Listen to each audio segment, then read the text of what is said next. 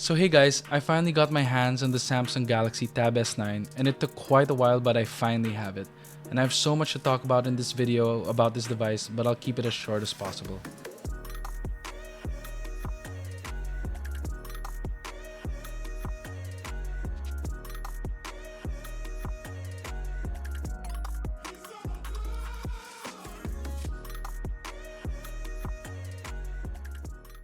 So this is the Galaxy Tab S9 with 256GB of storage and 12GB of RAM. So I got it in the graphite color. It also comes in beige, but I prefer this color more. And these are what you get inside the box. On the device, you have the S Pen, as well as a SIM ejection tool, and a very long charger. And also something that I really appreciate is if you pre-order the Tab S9, then you also get this free 25-watt charging brick. So one of the first things I noticed immediately is the difference in the power button of the Tab S9 to the Tab S8.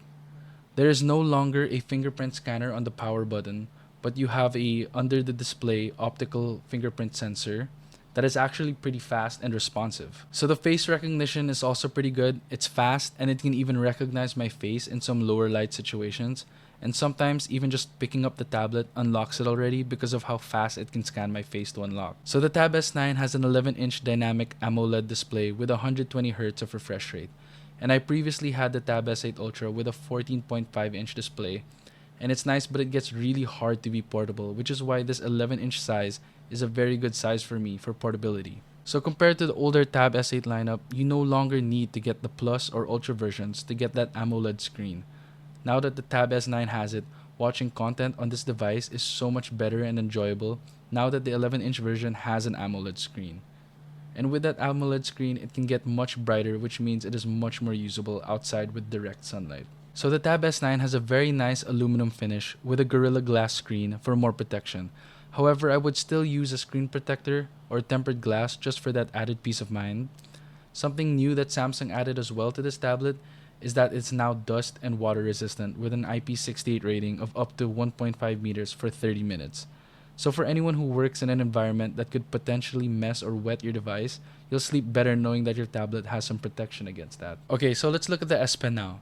Samsung thankfully still includes that in the box and has now made the S Pen dust and water resistant as well, also having an IP68 rating. Another thing I noticed was one of my complaints with the S8 was that the S Pen didn't really feel secure, but now on this tablet, the magnets feel significantly stronger, and I feel way more comfortable with it just hanging in the back. But I would still recommend getting a case that has dedicated bumpers or holders for it. The S Pen can now also be stored in both directions in the back, and it doesn't have to be facing the cameras the whole time. You still can't charge the S Pen on the sides of the tablet, however, which is something I hope to see in the future. So the tablet is running Android 13 One UI 5.1 and has the new Snapdragon 8 2nd Gen, which according to Samsung will improve the performance of this tablet greatly compared to their S8 lineup.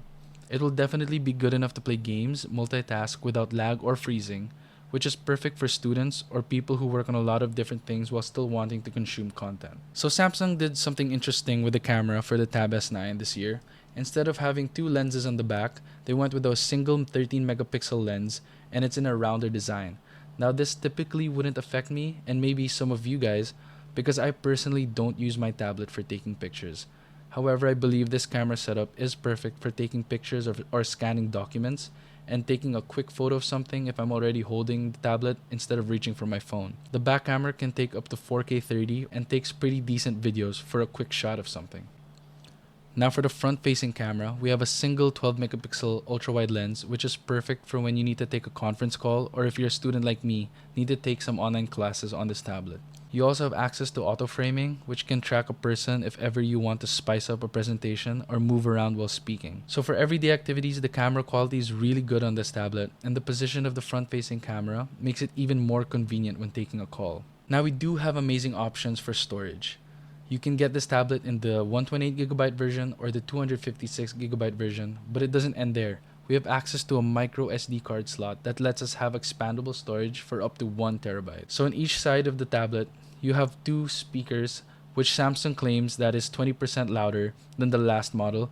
And after using it for a couple of hours, I think I can agree because I am definitely experiencing a slight improvement with these speakers. So I switched over from the Galaxy Tab S8 Ultra to the Tab S9 because I was so excited to hear that Samsung was giving their base model better treatment in this Tab S9 line. You see, Samsung's S8 lineup had their Plus and their Ultra version be so much better than their base that the base S8 really was not an option for me. Don't get me wrong though, I love the Tab S8 Ultra.